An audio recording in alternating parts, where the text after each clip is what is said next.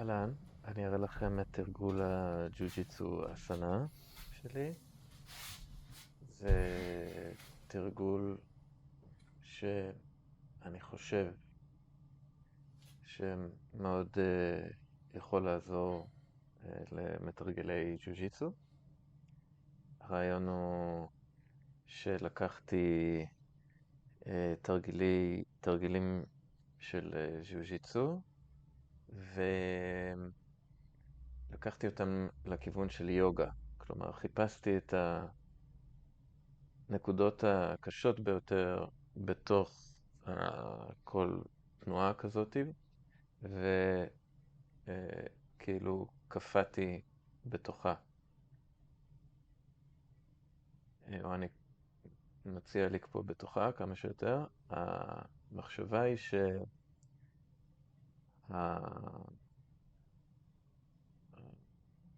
בג'ו-ג'יצו, בקרב על הקרקע, הג'ו-ג'יצו הברזילאי, שמתמקד בעבודה על הקרקע,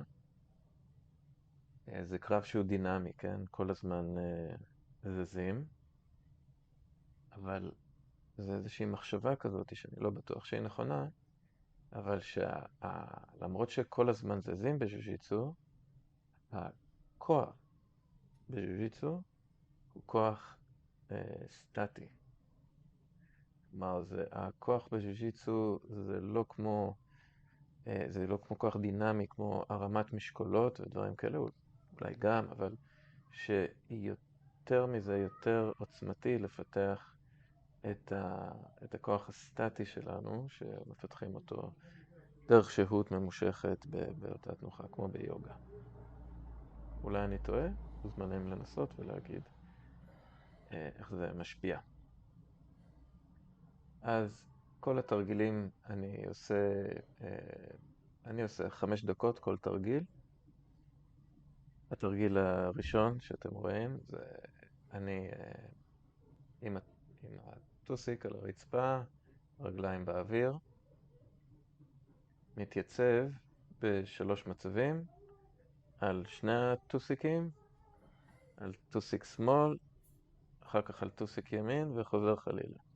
בכל תנוחה כזאת, כמה שאני מסוגל.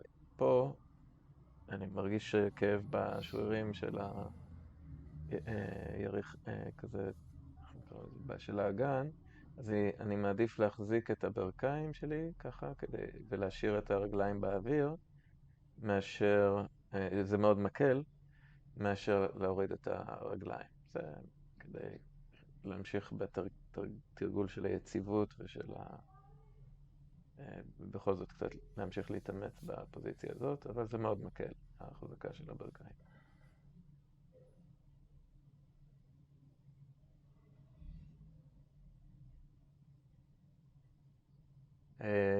אתם יכולים לראות, תוך כדי אני עוצם את העיניים. אני עוצם את העיניים כדי שהתודעה שלי תוכל להתפקס יותר על התחושות הגופניות. כשאנחנו, או זה עוד מהלך חשוב בהקשר של התרגול הזה, איך שאני מזהה את זה, שהעיקר כאן זה לפתח את האינטואיציה. לפתח את האינטואיציה התנוחתית דרך ההתמקדות בתחושות בתוך כל פוזיציה. המערכת שלנו, התודעה, לומדת לזהות תבניות תחושתיות בצורה טובה יותר, וזה מפתח את היכולת האינטואיטיבית של המתרגל לתכנן במרכאות, להעריך טוב יותר את הפוזיציה שלו ואת מה שהוא יכול לעשות.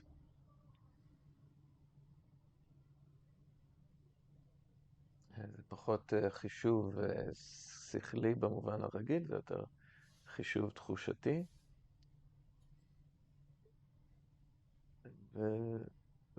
וזה מתפתח דרך ההתמקדות התודעתית בתחושות, במיוחד בתחושות של כאב וקושי. אז שמתי לי טיימר, 5 דקות, עברו 5 דקות, עברתי לתרגיל הבא. התרגיל הבא זה גם 3 מצבים, פשוט על הגב. שימו לב שהראש באוויר, החלק שעובד הכי חזק כאן זה הצוואר, זה שמתאמץ הכי הרבה מבחינת התחושה, הוא עובד התחושות הכי לא נעימות מתרחשות שם. אז אני על הגב, כשאני עובד על הצד, זה על הצד של הגב. אתם תרגישו את זה בעצמכם, אני מניח.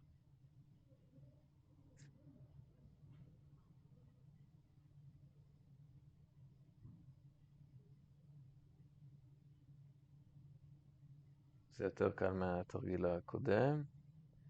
התרגיל הקודם, הקושי העיקרי הוא בשרירים של הצועס, של אזור החלציים, אגן, משהו כזה. להשאיר את הרגליים מקופלות באוויר. אז כמובן שיש פה עניין של כוח וסטטי וזה.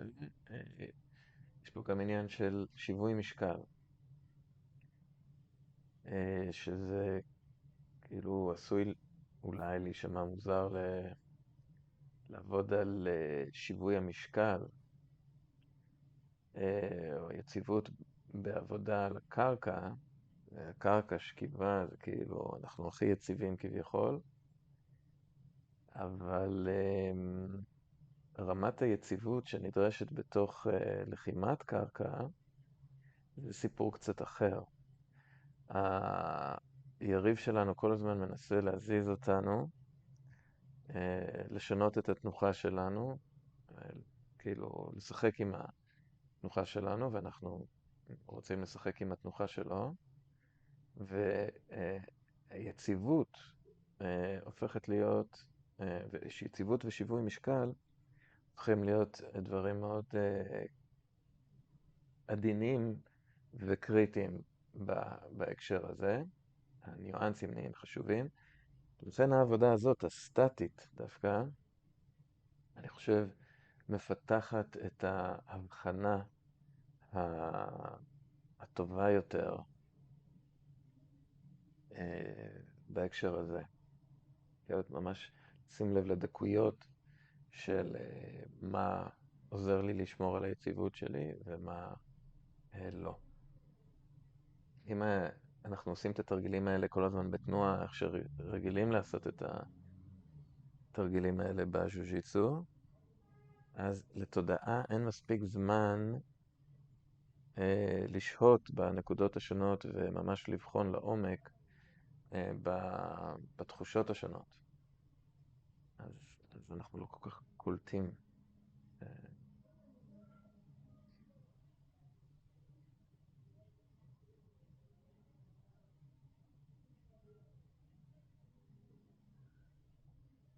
כמו ביוגה שאני מציע, מזכיר, תמיד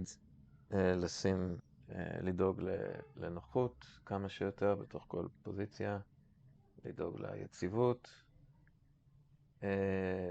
לדאוג לצורה, לעצום עיניים, שים לב לתחושות, ולנשום כמה שפחות, ולנשום כמה שצריך, שהנשימה תהיה נוחה, אבל כמה שפחות, כמה שיותר לעצור את הנשימה. העצירה של הנשימה היא פשוט עוד ייצוב של המערכת, של הגוף. ככל שאנחנו נושמים פחות, אנחנו זזים פחות, וזה עוזר לתודעה לשים לב טוב יותר למה שמתרחש.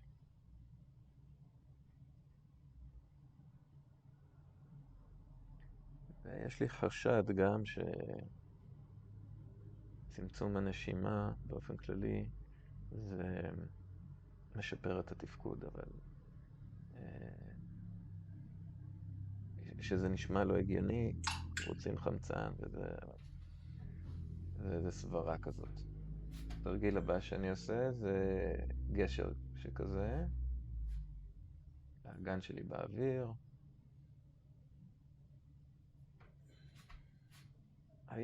היד שמעבר לראש, אני כל פעם קצת משחק עם הכיוונים שלה. הראש באוויר, דרך אגב, הראש באוויר גם כאן, חשוב. והמיקום של היד, אני כל פעם קצת משחק עם זה בין הצד ממש לבין למעלה יותר. אולי אפילו מעל הראש כזה. צריך לבחון את זה, לשחק עם זה. אולי אפשר ככה ואפשר ככה. הנה אתם רואים, אני בודק טיפוס למעלה עם היד. זה גן באוויר, זה רגליים כפות רגליים על הרצפה, כתף על הרצפה, כתף ומרפק של יד אחת והכף יד של היד השנייה. ראש באוויר. ומחפש נוחות ויציבות.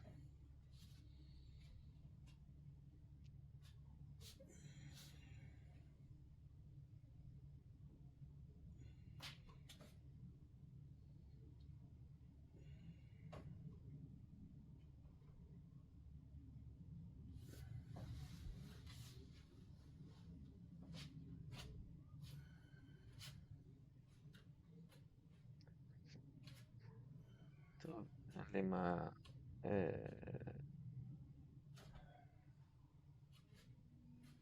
להמשיך לספר כאן, אז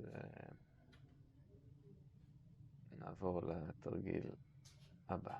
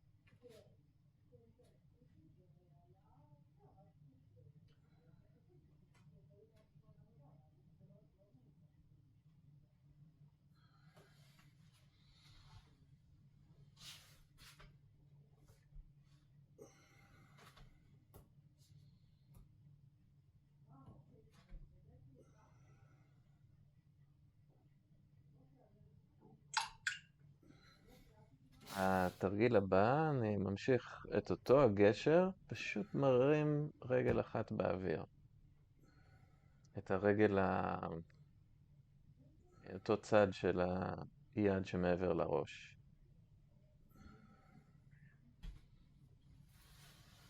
צד שני.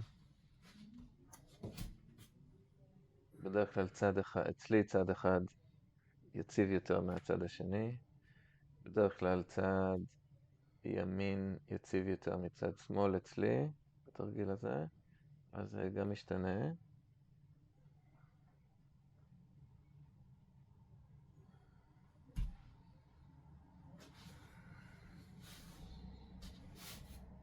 זה קצת יותר קשה להתייצב, ככה, אבל לא נורא.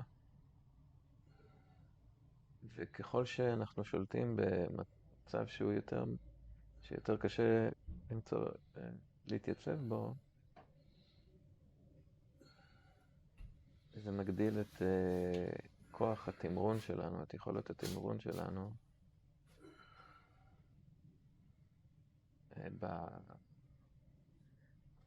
בקרב.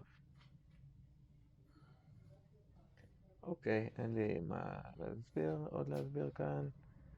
אני עובר לתרגיל הבא.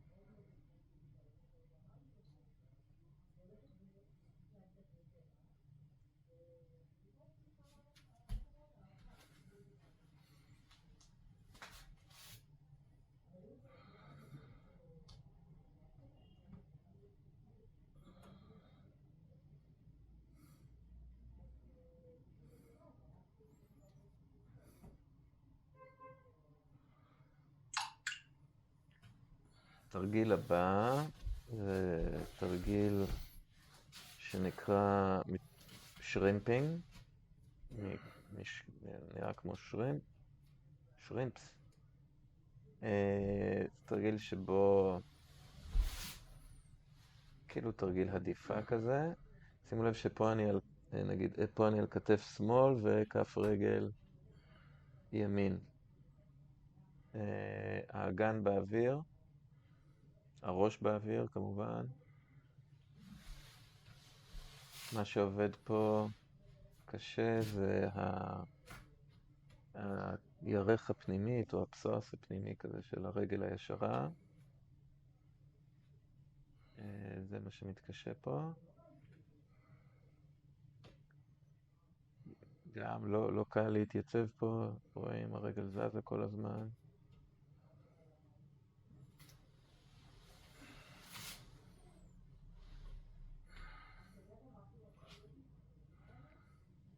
יפה, אני ממשיך לתרגיל הבא.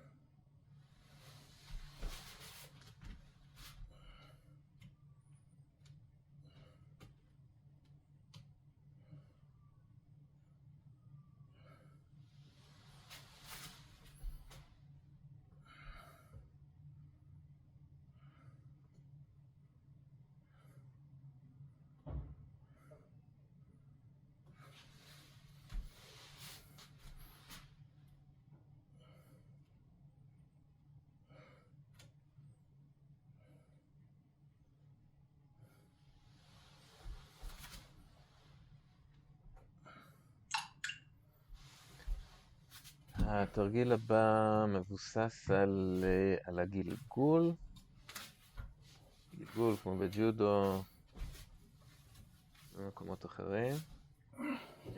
מה הוא בעצם המשך של שני התרגילים הראשונים. אני מתרגל כאן כמוהם 3 מצבים ולא 2 מצבים.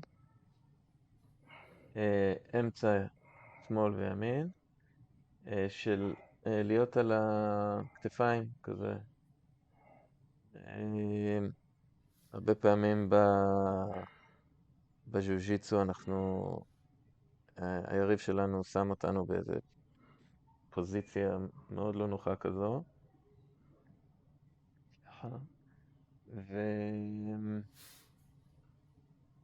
ופשוט השהות בפוזיציה הזאת מפתח את העמידות שלנו, את היציבות שלנו בתוכה ואת היכולת שלנו להגיב. אז אני מחפש את הפוזיציה הכי קיצונית שאני יכול על כל כתף. פה הראש לא באוויר, פה הראש של הרצפה. אז הנה נגיד פה אני על כתף, מה זה נראה לי שמאל. לא, פה אני על כתף ימין. שמאל. אני על כתף שמאל. אז אני הולך כמה הצידה שאני יכול במידה אבל שעדיין יחסית נוח לי ואני יחסית יציב. אז אני עבר לימין. עדיין לא מצאתי כאן בדיוק איך הידיים, רגליים צריכים להיות, כי יש רצון שהגפיים יהיו ערניים, מוכנים לקרב. פה אני קצת שומט אותם, הם פחות ערניים, אולי כי הנוחה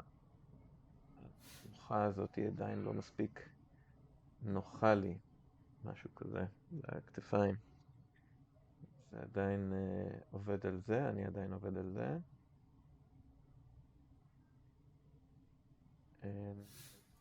אולי עדיף לעשות את התרגול הזה כתרגול שלישי, אבל בינתיים לא, בגלל שזה דורש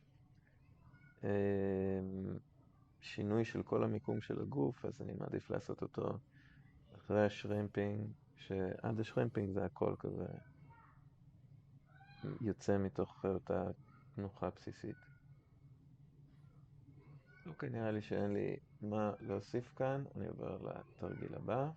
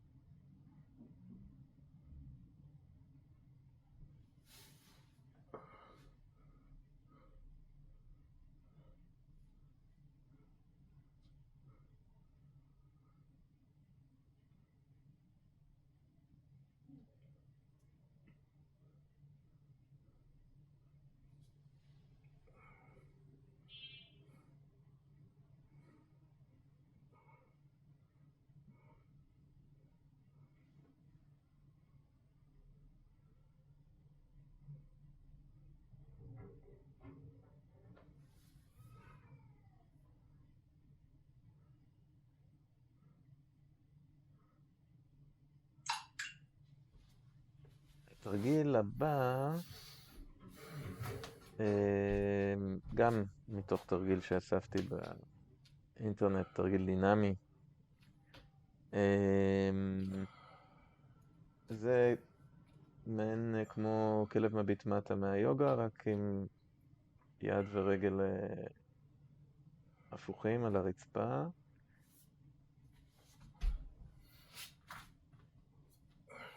זה מאוד מאמץ את השכמות,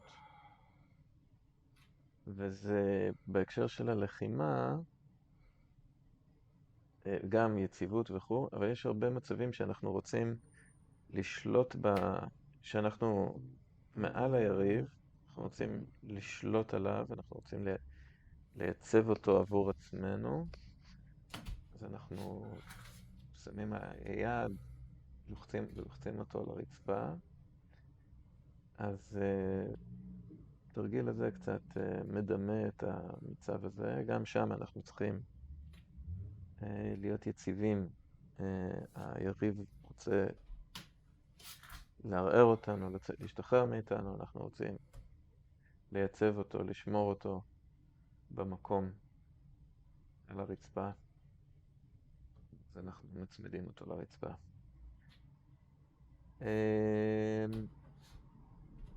זהו, אלה 7 התרגילים שאני עושה כרגע